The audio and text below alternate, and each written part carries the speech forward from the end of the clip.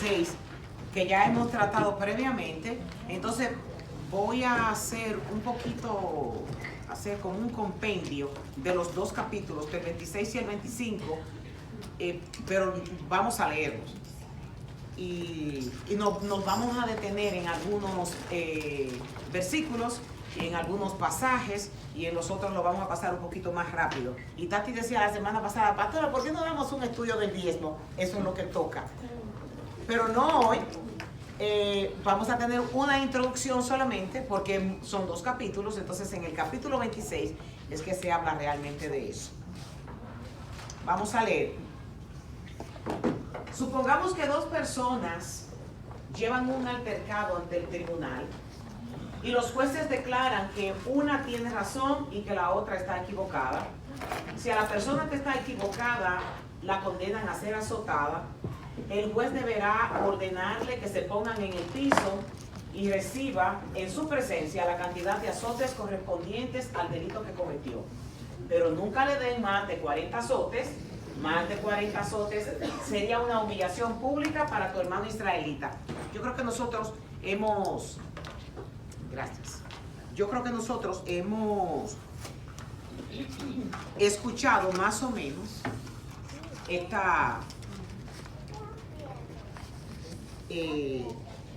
este versículo en el Nuevo Testamento. Aquí estamos hablando de leyes que nosotros las leemos en el Antiguo Testamento y lo vemos como que son cosas absolutas. Y cuando nosotros nos centramos en cuál es el propósito de Dios para dar esas leyes, Dios está trabajando con la justicia. Dios está trabajando con el castigo por las infracciones de la ley. Ahora nosotros tenemos otros medios de corrección, pero Dios estaba tratando de enseñarle a una población que era ermitaña, como hemos dicho en otras ocasiones, y que se iba a convertir en una población sedentaria y necesitaba tener reglas de cómo vivir. Aunque estuve investigando, ven Mónica, entra bien. Aunque estuve investigando, y no solamente los hebreos tenían este tipo de ley, sino que los asirios y todas estas tribus antiguas semitas tenían más o menos como la misma. Recuerden que habíamos hablado antes, perdónenme que esté tan técnica hoy, pero tengo que hacerlo, de los códigos de Hammurabi. Hammurabi era el propulsor de la ley de justicia, primero que la ley de Moisés. Entonces, esta ley daba castigo al que cometía delitos, y yo me ponía a pensar cuando estaba leyendo esto, de que el castigo es algo diseñado por Dios para el que no se porta bien. Y he pensado muchas veces que hay padres que tienen el gravísimo problema de que no aplican castigo en sus casas y son muy permisivos, y eso desenfoca a los muchachos a ser adultos disciplinados. Dios aprueba el castigo. Y en Hebreos nosotros también encontramos que Dios dice que a sus hijos Él disciplina, pero que a los que no son sus hijos lo que hacen es que reciben castigo, como el que hay una ley. Si tú esa ley no la cumples, definitivamente tú vas a tener consecuencias de ella. Pero hay algo especial con los hijos de Dios. Por ejemplo, ayer yo recibí un testimonio de una señora, cristiana ella, que me está diciendo que no le podía contar esto a nadie, como ustedes no saben quién es y no es miembro de la iglesia, pero es una persona creyente de afuera. Y me decía, yo no puedo hablar esto ni siquiera con mi esposo. Tengo que hablarlo con alguien que yo sé que no lo va a decir en mi entorno. Y yo estoy usando esto como una ilustración para que nosotros veamos lo que es la vida diaria. Y ella me confesaba que ella había cometido una imprudencia, y es que le había dado un dinero a una persona que había venido de visita a su iglesia, y que esa persona iba para la República Dominicana, y ella utilizó a esa persona que iba para su propio pueblo y envió un dinero para que se lo depositaran en un banco, y ese dinero ella lo necesitaba para hacer un pago. El muchacho es creyente y vino de visita a la iglesia y habían personas dentro de la iglesia que lo conocen del país de origen de donde este muchacho es. Ella me dice que eso sucedió el 26 del mes pasado y el muchacho todavía no le ha depositado el dinero. Un creyente. Entonces yo le decía a ella, mira, a veces nosotros tenemos cierta condición de pecado que de alguna manera Dios tiene que revelarla.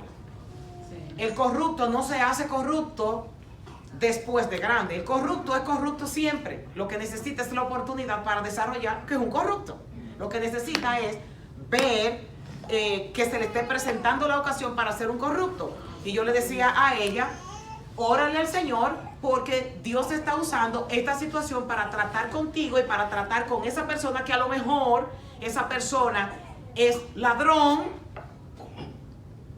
Aunque usted encuentre que esto es un término, pero nosotros robamos de muchísimas formas. Yo he explicado que nosotros hasta robándole el tiempo a otra persona nos convertimos en ladrones. Y no quise estar enfermo, le pasó algo. Ella se ha comunicado con él. Y él le ha dicho que no ha tenido tiempo, pero que lo va a hacer. Y ya va a ser un mes de depositar el dinero en el banco. Yo le dije, deja eso así, que Dios está trabajando con él y Dios está trabajando contigo. Entonces, algún castigo va a tener este muchacho porque nadie viola la ley de Dios sin quedarse impune. Y este muchacho necesitaba la oportunidad de él mismo ver, cuando Dios le revele cuál es la intención que había en su corazón, que es un hombre ladrón, que es un ladrón. Entonces, tiene que haber corrección. Por ejemplo, la ley decía que 40 azotes era lo máximo, 40 azotes. Lo que nosotros acabamos de leer. Pero la cantidad dependía del delito. No era que tenían que ser 40 azotes. Si una persona es frágil, si una persona está enferma, no aguantaba 39 latigazos y 40 latigazos. Eso no se explica en la Biblia, pero sí en textos antiguos de cómo se manejaban estas civilizaciones antes de que se le daban los latigazos conforme la persona resistiera y también dependiendo del delito que la persona cometía. Parece ser que los judíos no siempre se limitaron a la vara, sino que más tarde emplearon el azote. Y eso lo encontramos en Hebreos 11:36. Este era un castigo más severo que el golpear con vara, y aunque en el tiempo de Jesús estaba legalizado, no tenía base en la ley. Podemos ver los comprobantes, porque no me voy a parar ahí. Hay un libro que se llama La Mishnah, que yo he hablado de que ese es un libro de interpretación bíblica judía. Ellos ponen todas las partes que quieren. Es una elaboración de la tradición oral. ¿Alguien me pudiera brevemente decir, porque ya yo he dicho tanto esto para ver si alguien sabe lo que es la traducción oral? La traducción oral. Lo que se decía de generación en generación a través de la boca. Por ejemplo, Deuteronomio que dice, enseña a tus hijos y a tus generaciones la palabra de la ley y todo eso. Más la interpretación de los ancianos. Simplificando un poquito, es exégesis que ellos hacían, interpretaciones de un texto bíblico. Por ejemplo, nosotros acabamos de leer ahora mismo que la ley de Dios dice a través de Moisés que se le debía de dar 40 azotes. Y ellos lo cambiaron y pusieron 39. ¿Por qué 39? Porque ellos decían que si contando y contando, ellos se pasaban del número 40, entonces estaban infringiendo la ley. Y ellos preferían ser prevenidos y dar 39 azotes para no equivocarse. Entonces, en la Mishnah, que es una elaboración de la tradición oral judía, se describe el castigo del azote en estos términos. Por ejemplo, se le ataban las manos a una columna de ambos lados, luego el servidor de la sinagoga le agarraba los vestidos, y si se desgarraban, y si no, y si se destrozaban, hasta que le quedaba el pecho descubierto por los latigazos. Tras él había colocado una piedra y sobre ella se subía el servidor de la sinagoga, teniendo en su mano una correa de ternero. Esta estaba primeramente doblada en dos y las dos en cuatro, y otras dos correas cubrían subían y bajaban en ella. Alguien léame esto, por ejemplo, por favor. Su empuñadura tenía un palmo de largo y otro palmo de ancho. El extremo llegaba hasta la mitad del vientre. Se le azotaba 1/3 por la parte delantera y 2 por la trasera. No se le azotaba ni de pie ni sentado, sino inclinado, como está escrito. El juez lo dejará caer. El que azotaba, lo azotaba con una mano Y con todas sus fuerzas. Ese era el castigo. La cantidad de varazos estaba limitada por 40, como yo le acabo de decir a ustedes ahora mismo. Y la razón que daba la ley para esta limitación en un número mayor de golpes honraría a las personas ante los ojos de los compatriotas que estaban viendo. Los castigos se hacían públicos para que la gente pudiera tenerle miedo a la ley. Y este es uno de los ejemplos que muestra, por ejemplo, esto era una posición, porque ellos necesitaban tener, todavía esta posición que hay aquí, es una posición que no agarra la pierna, porque es de aquí hasta aquí, que tenían que dar, desde la parte de aquí atrás hasta esta parte de arriba, tenían que ser golpeados. Ya este tipo de castigo que nosotros más o menos vemos descrito, un castigo hecho por los romanos, que era todavía más sangriento, era más brutal, pero el reo tenía que estar, era parado para poder agarrar el cuerpo entero, o en este caso el Deuteronomio dice que tenía que estar acostado para recibir el castigo. Nosotros vemos en 2 de Corintios, en el capítulo 11, en el verso 24, el apóstol Pablo, cuando él dice que 5 veces a él hicieron eso. 5 veces él recibió de los judíos 39 azotes. 5 veces. Yo hablaba con alguien hoy y decía de lo que es la vida del cristiano. Y escuché una frase que me sacudió, que la frase es que ya nosotros no necesitamos salir afuera a evangelizar y hacer misiones, que nosotros tenemos que hacer misiones dentro de la iglesia.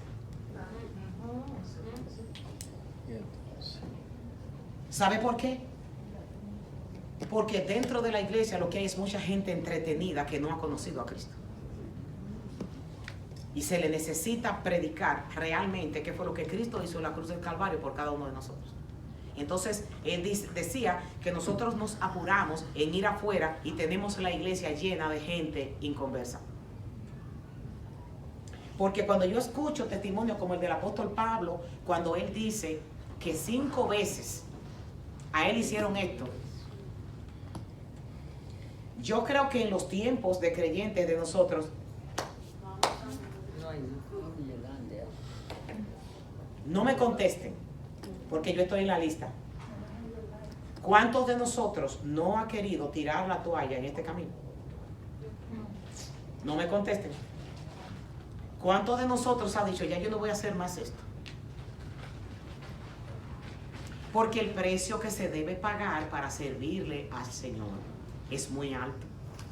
Y nosotros encontramos que lo que damos es demasiado y que no es apreciado. Cuando aquí nosotros estamos viendo el cuadro de uno que derramó su vida completa sin abrir su boca para que nosotros pudiéramos tener salvación, no se quejó, no abrió su boca, era rico en gran manera, estaba rodeado de gloria, renunció a todo eso para venir a morir en unas condiciones como estas, vergonzosas, y nosotros estamos viendo a este personaje que tiene lo que se le llama la palabrita no me gusta mucho, pero eso que dijeron ellas. Ajá. Eso mismo. Pero realmente no era así. A él lo desnudaron y le quitaron toda su ropa. Y para un judío todavía en el día de hoy el recato es número 1.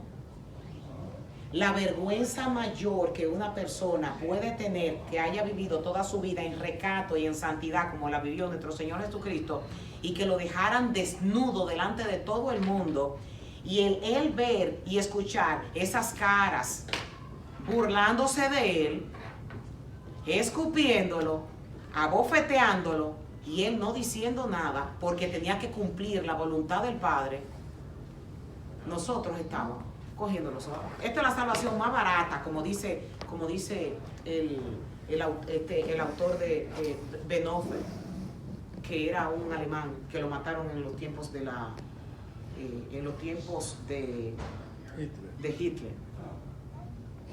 Pastora, que eso de la desnudez tan serio para los judíos, que el mismo Moisés no es, que maldijo a su hijo. Exacto, por haber visto su desnudez. Entonces, lo que yo quiero que nosotros, porque el asunto es que la iglesia está teniendo mucha información, pero como poca, mucha, no rumear la información. Rumear la información es que constantemente tú estés haciendo esto contigo. Entonces, al tener una información rápida, me voy para mi cama, cumplí, fui al estudio bíblico.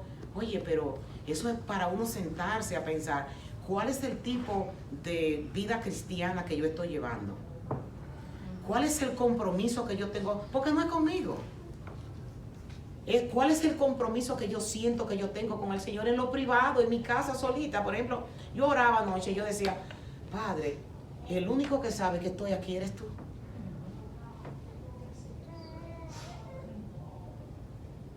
El único que sabe por qué mis lágrimas salen eres tú.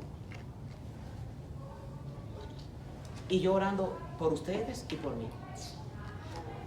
Entonces, esto básicamente es para nosotros cuestionarnos y vernos en un espejo y ver si realmente no es que cojamos un latigazo como en los tiempos antiguos del siglo III y el siglo IV, o en los mismos tiempos de Lutero, que Lutero cogía y comenzaba por el perdón de los pecados a estarse azotando. No se trata de esto. Se trata de uno mismo ver qué tipo de creyente, cómo nosotros nos identificamos como creyentes. Ciérrala, Camilo, por favor. ¿Cómo nosotros estamos identificándonos como creyentes? Estudiando el mismo tema que es el que vamos a tratar más adelante, hay un escritor que dijo, ahora no recuerdo quién es, apellido Rapero, que tiene un diccionario de este tamaño, un español, y él dice que una iglesia no es, hablando del diezmo, una iglesia una iglesia se demuestra su madurez de la manera que diezma. Ahí se demuestra la madurez de una iglesia. Y no es lo mucho, es que lo hagan. Entonces, como que son tantas cosas que para uno poder identificarse. El segundo versículo, que es el versículo 4, dice, recuerden que vamos a leer los dos capítulos. No le pongas bozal al buey para impedirle que coma mientras trilla el grano. Este tiene bozal, significa que mientras ellos están trillando no van a poder comer porque tienen un bozal puesto. ¿Y sabe por qué lo hacen los que manejan los arados? Pues para que no se le entretengan, para que el buey no se le entretengan, pero es antibíblico que hagan una cosa como esa. Déjalo que se entretenga un poquito, por lo menos comiendo de donde él está trabajando. Porque este versículo, el apóstol Pablo dijo, a primera de Timoteo, por ejemplo, los ancianos que cumplen bien su función deberían ser respetados y bien remunerados. En particular, los que trabajan con esmero, tanto en la predicación como en la enseñanza, pues la Escritura dice, no le pongas bozal al buey para impedirle que coma mientras trilla el grano. Y dice también, los que trabajan merecen recibir salario. Eso es a los que están, Pablo está diciendo esto y está utilizando este versículo de Deuteronomio porque habían personas en Corintio que no querían ayudarlo a él económicamente mientras él estaba evangelizando estos lugares. Entonces, él le decía a Timoteo que él se merecía que mientras él estaba haciendo el trabajo para el Señor, los que se reunían con él le dieran por lo menos para que él pudiera sostenerse, para que él pudiera comer. Porque en este momento él estaba siendo un empleado de los creyentes. En 1 Corintios también, en el capítulo 9, él dice que el soldado tiene que pagar sus propios gastos. Eso es para que nosotros podamos entender qué es lo que dice Deuteronomio 25:4, de que no le pongan bozal. Alguien que lo lea, por favor. ¿Qué soldado tiene que pagar sus propios gastos? ¿Qué agricultor planta un viñedo y no tiene derecho a comer de su fruto? ¿A qué pastor que cuida de su rebaño de ovejas no se le permite beber un poco de la leche? ¿Expreso meramente una opinión humana o dice la ley lo mismo? Porque la ley de Moisés dice, no le pongas bozal al buey para impedir que coma mientras trilla el grano. ¿Acaso pensaba Dios únicamente en bueyes cuando dijo eso? A mí, usted está oyendo. ¿Acaso Dios estaba pensando ahora nada más en los bueyes cuando estaba diciendo esto? No nos hablaba a nosotros. En realidad, claro que sí, se escribió para nosotros a fin de que tanto el que ara como el que trilla el grano puedan esperar una porción de la cosecha. Es maravilloso. ¿Alguien me pudiera interpretar esto? ¿Qué entienden? Susana, ¿Y por qué yo? ¿por qué te agarré en el teléfono? Porque estoy leyendo eso mismo. Ah, pues dígame. Ahí él está diciendo lo mismo que ya vinimos hablando. Lo que le dijo a de que el Timoteo. obrero es digno de su salario. De que cuando una persona trabaja es menester que se le supla los gastos que se, por ejemplo, al pastor, mayormente, ahora yo no lo veo con tanta frecuencia, pero antes, en mi tiempo de adolescente, no lo veo porque vivo aquí allá.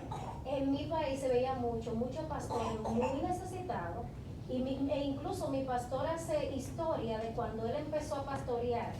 Él tenía un fuego tan grande por el Señor que él dejó su trabajo, él lo dejó todo.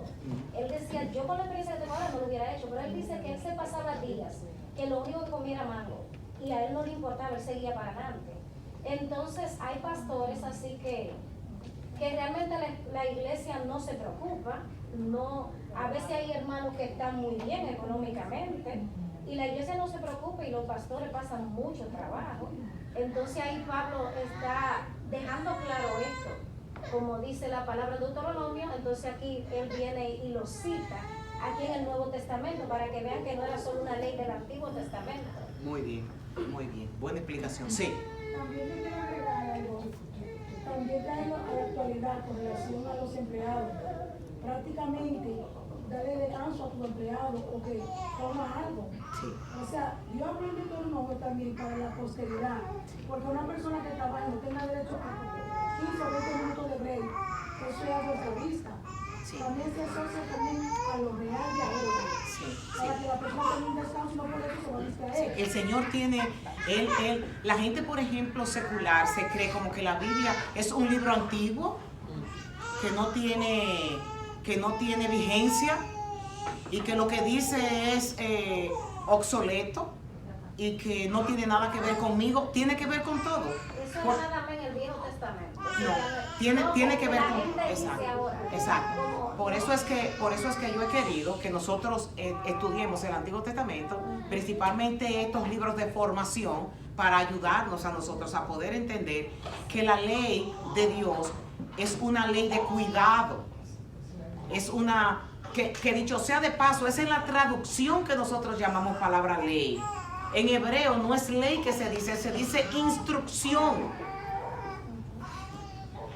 Ok, seguimos leyendo. Si dos hermanos, es el capítulo, versículo 5 y versículo 6. Si dos hermanos viven en una misma propiedad, que alguien me ayude a leyendo, por favor. Sí. De allá. Yo lo tengo. Ajá. Si dos hombres luchan, yo tengo otra versión, Está bien. tengo las Américas. Si dos hombres luchan entre sí, un hombre y su conciudadano, y la mujer de uno se acerca para librar a su marido de la mano del que lo golpea, y ella extiende su mano y le agarra sus partes vergonzosas, entonces le cortarás su mano. No tendrás piedad. Sí, no tendrás en tu bolsa. Espera, hasta el versículo 6. Oh, que yo estoy Vamos, sí. No.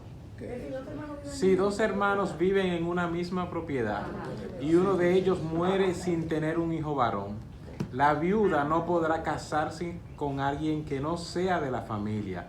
En cambio, el hermano de su esposo tendrá que casarse y tener relaciones sexuales con ella para cumplir con los deberes de un cuñado.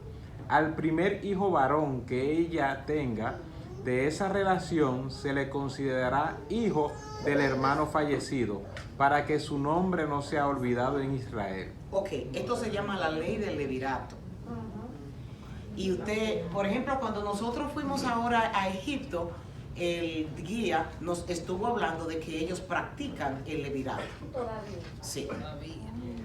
Los árabes practican el levirato. Y en Israel en el 1950, que no hace tanto tiempo, fue que se dejó básicamente de practicar el levirato, pero si lo quieren practicar, lo pueden hacer también. Usted dirá, pero ¿qué tiene que ver eso con nosotros en el occidente? Con que cómo nosotros podemos relacionar eso. Por ejemplo, sigue leyendo. Sin embargo, si el hombre se niega a casarse con la viuda de su hermano, ella deberá ir a la puerta de la ciudad y decirle a los ancianos allí reunidos: el hermano de mi esposo se niega a preservar el nombre de su hermano en Israel, se niega a cumplir con los deberes de un cuñado al no casarse conmigo. Entonces los ancianos de la ciudad lo llamarán, hablarán con él. Si aún así se niega y dice que no quiere casarse con ella, la viuda se acercará a él en presencia de los ancianos, le quitará la sandalia del pie y lo escupirá en la cara. Luego declarará: esto es lo que le pasa a un hombre que se niega a darle hijos a su hermano. A partir de entonces todo Israel se referirá a su familia como la familia del hombre al que le quitaron la sandalia. Esto se oye un poco gracioso. No dicen que escupió la cara más que le quitó la sandalia. ¿Cómo? No dicen al hombre que le escupieron la cara, dicen que le quitaron la cara. Pero le tienen que escupir la cara también. Y eso se hace como si fuera una ceremonia en la puerta de la ciudad. Usualmente eran los jueces que se sentaban. Los ancianos eran como si fueran tribunales. Y ellos iban y ponían las quejas allá. Pero ¿qué quiere Dios con esto? ¿Cuál es el interés que Dios tiene con esto? Con lo de la ley del levirato. Por ejemplo, aquí hay una protagonista. La viuda. La viuda. La viuda debía casarse con su cuñado y su marido, si su marido fallecía, hijos. En el segundo caso, el primogénito nacido en esta nueva unión matrimonial, el cumplir el levirato, llevaría el nombre del fallecido. ¿Ok? Tenía que llevar el nombre del fallecido, pero escuchen bien, vamos a tener un hilo para ver qué es lo que Dios quiere con esto. Si el individuo no quería redimir a la esposa de su hermano fallecido, ella debía informar públicamente y aquel hombre quedaría expuesto a una vergüenza pública. Aquí hay una obra de misericordia de parte de Dios. Cuando el individuo redimía a la esposa de su hermano fallecido, estaba obligado a procrear con ella una garantía que la estirpe del finado no fuera borrada. Número 1. Esto era tan serio que el Redentor podía morir si se rehusaba a procrear. Y esto nosotros lo podemos ver en Génesis 38 cuando vemos la historia de Tamar. La gente conoce la historia de Tamar. Bueno, Tamar era una mujer que estaba casada con un hijo de Judá. El hijo murió y ella se quedó sin hijos. Una mujer viuda y sin hijos, su futuro era entrar a ser una persona muy pobre, a no tener descendencia, y la herencia que le tocaba al esposo también se le perdía. Se quedaba la familia del esposo con ella. Ella se quedaba desamparada y se quedaba sin nada. Entonces, esta muchacha le dice a Judá que tenía que ser uno de sus hermanos que la redimiera para que el nombre de su esposo continuara con vida.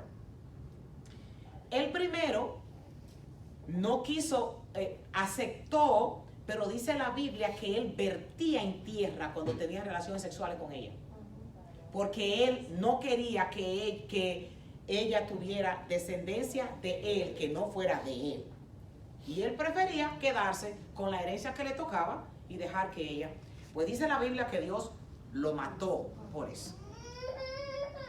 Yo te leí esa porción a ti, ¿verdad? Porque cuando se tocó el tema del liberato en Egipto, hasta el mismo, tú recuerdas también, hasta el mismo guía me dijo que por favor que le buscara dónde estaba esa lectura. Entonces, esta muchacha, Tamar, no quería quedarse viuda. Y lo que ella hizo fue que se disfrazó de prostituta, y un día que Judá pasaba por un lugar, él decidió tener relaciones sexuales con esa prostituta. Pero eso era un delito también. Ella lo hizo con premeditación porque ella no quería quedar desamparada. Entonces, él no tenía dinero en ese momento para pagarle. Y ella le dijo que, él le dice que no tiene con qué pagarle. Le dice, no hay problema, déjame tu anillo y déjame tu bastón, que cuando tú me vayas a mandar el cabrito con el que me vas a pagar, yo te devuelvo esto. Pues ella desapareció, y desapareció con el bastón y desapareció con el anillo. Y salió embarazada. Cuando salió embarazada, que se lo dijeron a Judá, entonces la ley era matarla.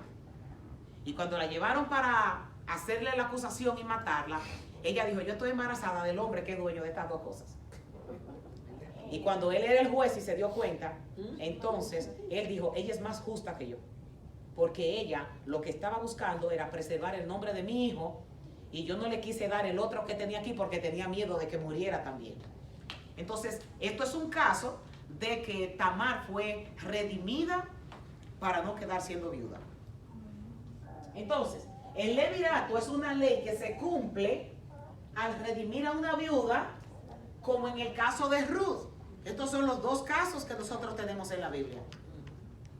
Cuando alguien deseaba cumplir el levirato y redimir a una viuda, y la heredad estaba en juego, debía respetar la orden de prioridad para redimir, como lo hizo Boaz. Había una excepción, solamente el sumo sacerdote no podía casarse con una mujer que fuera viuda, tenía que casarse con una mujer que fuera virgen. Él era el único que estaba excepto de redimir a cualquier personaje que fuera de su familia. Lo encontramos en Levítico capítulo 21, en el versículo 13.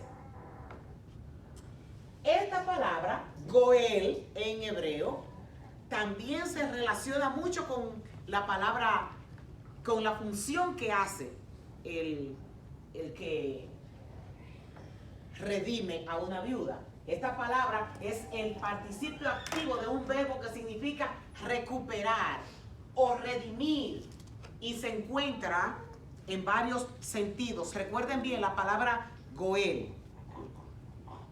Se usa para expresar la recuperación de la posesión de una propiedad que había sido vendida a causa de una deuda. Por ejemplo, Fernando y Liliana caen en pobreza, han tenido que vender todo lo que tienen y se quedan como esclavos. Yo soy su pariente más cercano y yo me convierto en su Goel, y es que yo pago toda su deuda y los hago libres de la esclavitud en la que ellos han caído. Relacionemos el liberato con esto. Se usa para la restauración o para la preservación del nombre de uno que murió sin tener descendencia. Levirato. Entonces su hermano debía suscitar simiente para que su nombre no fuera olvidado en Israel. Puesto que el homicidio significa cortar a un hombre de su parentela y de sus posiciones terrenales, era todas estas palabras de Goel, yo le estoy utilizando para que veamos cuáles son las funciones. Ustedes recuerdan cuando nosotros comenzamos a estudiar Deuteronomio que hablamos de los lugares de escape donde Dios le permitía que fueran para las ciudades de refugio, pero si había venganza podía matar, por ejemplo, si yo mato al hermano de ella y ella viene y me mata a mí, ella está siendo vengador de su hermano, ella está siendo Goel de su hermano, porque ella está limpiando la memoria de su hermano que yo le quité la vida, quitándomela a ella a mí. En otro sentido más alto, Goel se aplica a Dios, quien es el autor de la vida y cuya prerrogativa es redimir de la muerte, tanto física como espiritual. Cuando dice la Biblia que Dios es mi redentor, que aparece con mayor frecuencia en Isaías, yo sé que mi redentor vive, eso es un ejemplo conocido. Mi Goel vive, el que me da vida, el que me redime. Entonces ya estamos viendo más o menos cuál es el papel que hace la persona que rescata de la pobreza a la viuda. Ese es el mismo papel que está haciendo. La ley del levirato representa en parte la labor de Cristo. Dice Primera de Pedro, y esto lo voy a conectar con lo que dije al principio del evangelio barato, como dice Bonhoeffer, de la gracia barata. Ustedes saben que no fueron redimidos de su vana manera de vivir, heredada de sus padres, con cosas perecederas como oro o plata, sino con la sangre preciosa, como de un cordero sin tacha y sin mancha, la sangre de Cristo. Porque Él estaba preparado desde antes de la fundación del mundo, pero se ha manifestado en estos últimos tiempos por amor a ustedes. Por medio de Él son creyentes en Dios, que los resucitó de entre los muertos y le dio gloria, de manera que la fe y esperanza de ustedes sean en Dios. El sacrificio de Cristo en la cruz es de nuestro Goel. ¿Sabe lo que significa eso? Significa que, así como yo estaba ilustrando la situación de Fernando y Liliana, que ellos ya estaban esclavos y que ellos no tenían con qué pagar su deuda para salir de la esclavitud porque lo habían perdido todo, en esa misma condición hemos estado nosotros. Y hemos sido redimidos por el sacrificio que Cristo hizo en la cruz del Calvario. Y Él pagó el precio de nuestro rescate delante de Dios. ¿No van a decir amén a eso? Amén. Amén. ¿Tú sabes lo que es eso?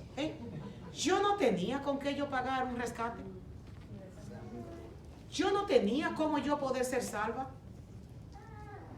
Tenía que aparecer un redentor, y un redentor no que se negó como el de Ruth, porque había otro que estaba antes que Abimelech, que dijo que no, que él no quería redimirla. Cristo pudo haber dicho eso ante el Padre.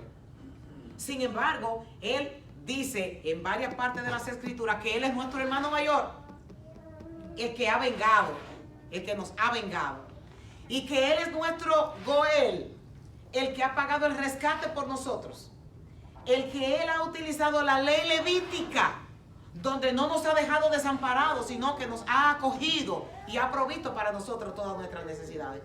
Entonces, esto es un regalo. Amén. Esto es un regalo. ¿Tú sabes lo que uno dice acostado a la cama? Diciendo, no, Señor, pero es que yo soy. Entonces, a la iglesia no tener ese conocimiento, por eso es que no hay agradecimiento. A la iglesia no estar consciente de qué fue el precio que se tuvo que pagar para nuestra redención, es que está tibia todo el tiempo. Porque si tú no conoces la magnitud con que a ti te aman toda la vida, tú lo que vas a estar es viviendo en duda. Yo, la verdad, no me imagino lo que es el infierno que un hombre puede estar pasando con una mujer que todos los días le quiera preguntar, ¿me amas? ¿Me amas? ¿Me amas? ¿Me amará? Se siente insegura. Exacto. Yo no me imagino qué infierno tan grande debe vivir una mujer que también se sienta insegura de que su marido lo ama. Pero en el caso de Cristo, estaremos de la misma forma. Él nos ama con todo su ser, que dio hasta su vida por nosotros, y nosotros no estamos siendo receptivos a ese gran amor que Él tuvo por nosotros. Tú sabes lo que es tú estar perdido y tú ser rescatado de donde tú estás perdido. Yo sé que ninguno de nosotros, mira, una vez nosotros fuimos a Honduras. Yo no sé si Freddy andaba cuando tuvieron que remolcarnos en una agua. Yo creo que por eso fue que no volvió más. Nosotros fuimos a Honduras y era un lugar en donde teníamos que salir en un ferry. Y cuando uno está en medio de sus actividades, uno no quieren que uno se vaya porque uno está dando medicina, porque uno está dando comida. Y yo les dije, recojan que nos vamos.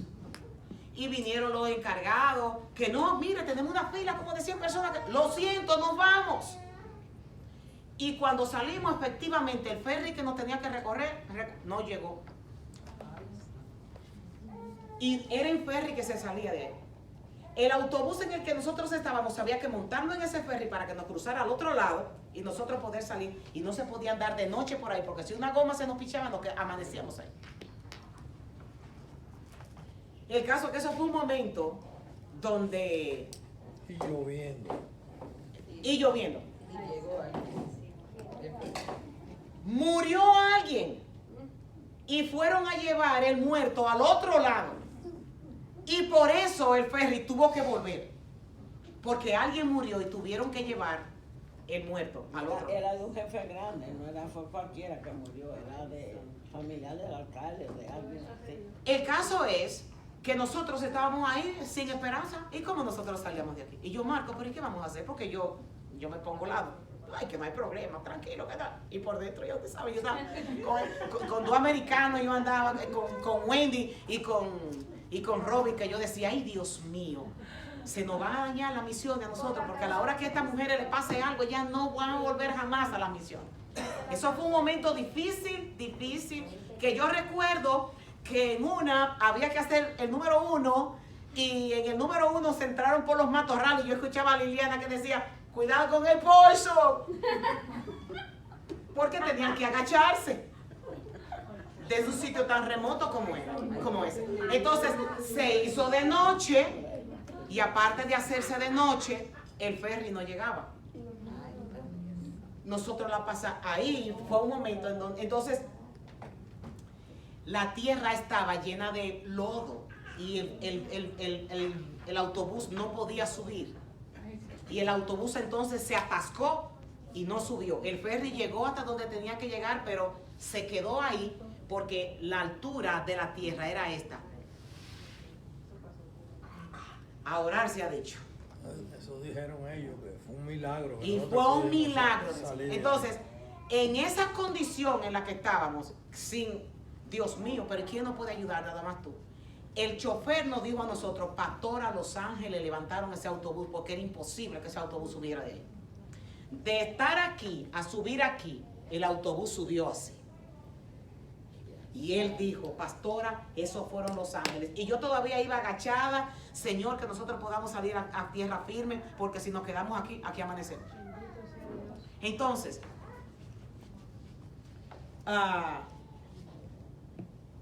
se necesita tener una fe firme en quien nosotros hemos creído para nosotros poder estar sostenidos en este camino. Esto no es un juego, mis amados. Esto no es un juego.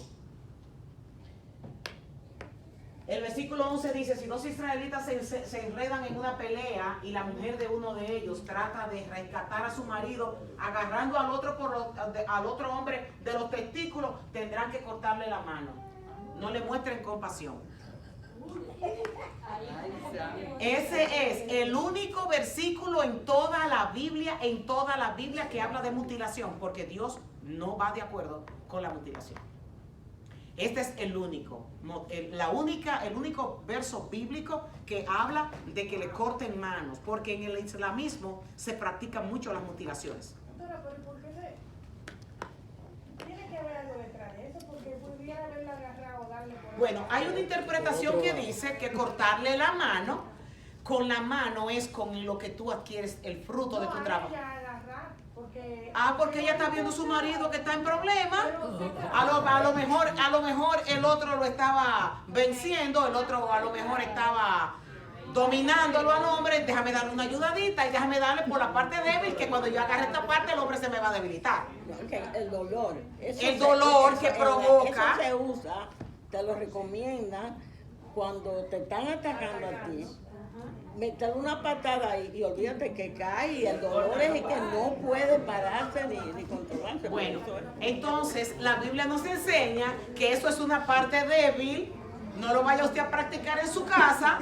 Cuando le toque, definitivamente no lo haga, No le den al marido. porque es antibíblico, pero esta es la única, quería enfatizar eso, que esa es la única parte en las escrituras que habla de mutilarse, porque Dios no va con la mutilación. Acuérdense que los seguidores de Baal eran los que hacían eso. Ok, aquí vamos a hablar de la rectitud en los negocios. Recuerden que estamos leyendo el capítulo completo. Una balanza exacta, cuando tengas que pasar mercadería y que tus medidas sean completas y legítimas, así es. Usa siempre pesas y medidas legítimas para que disfrutes de una larga vida en la tierra que el Señor te da. ¿Tú sabes que Dios está diciendo ahí cómo tú puedes tener larga vida? Siendo honesto en los negocios. Y dice, porque si tú usas pesas falsas, eso es detestable a los ojos de Dios. En ese tiempo se usaba mucho las balanzas para vender por libras las cosas, y lo que se hacía era que alteraban las pesas para que pesara más y pudiera haber más ganancias. Entonces dice que el que hacía ese tipo de cosas a Dios no le agradaba, y si dice que si tú lo haces bien vas a tener larga vida, entonces si lo haces al revés es que vas a tener vida corta.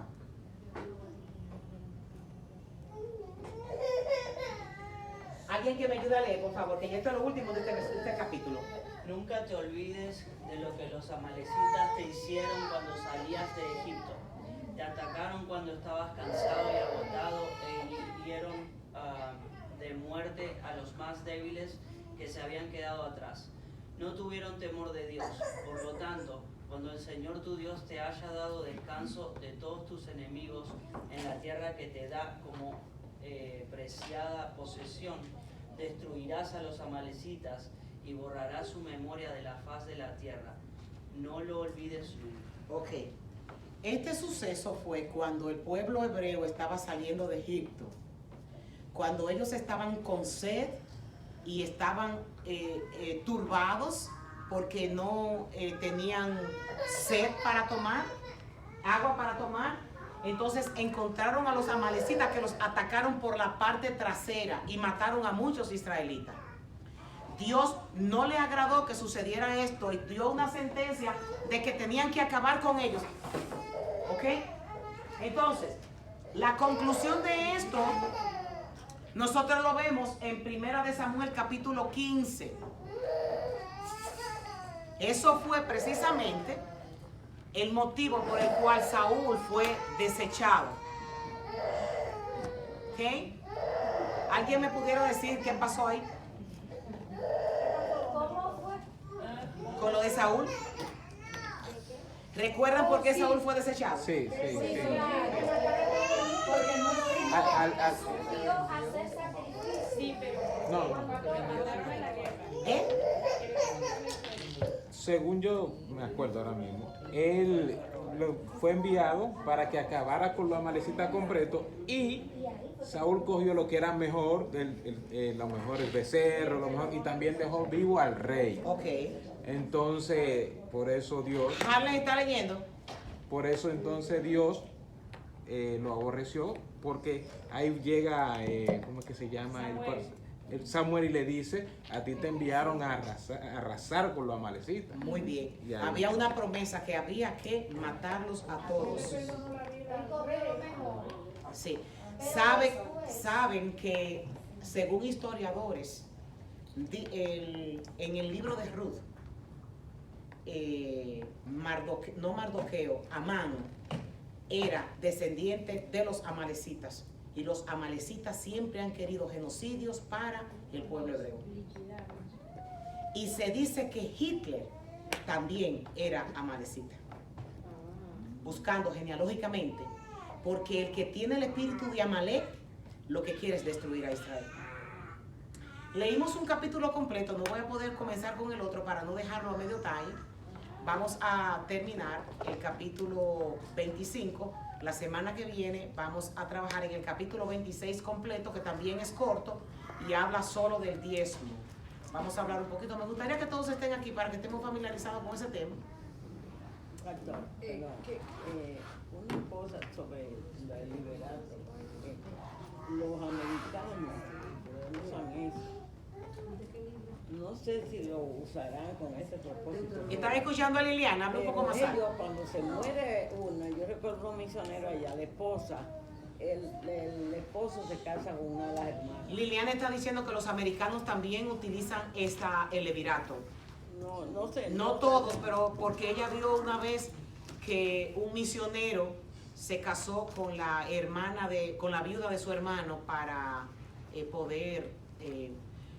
Hay un dato, el levirato lo que significa es hermano, el hermano de la viuda. Y no era por la atracción física que se hacía, no era porque el hombre le gustara a la mujer que eso se hacía. Eso se hacía como un deber, para cumplir con un deber de que el hermano Tener la descendencia. de que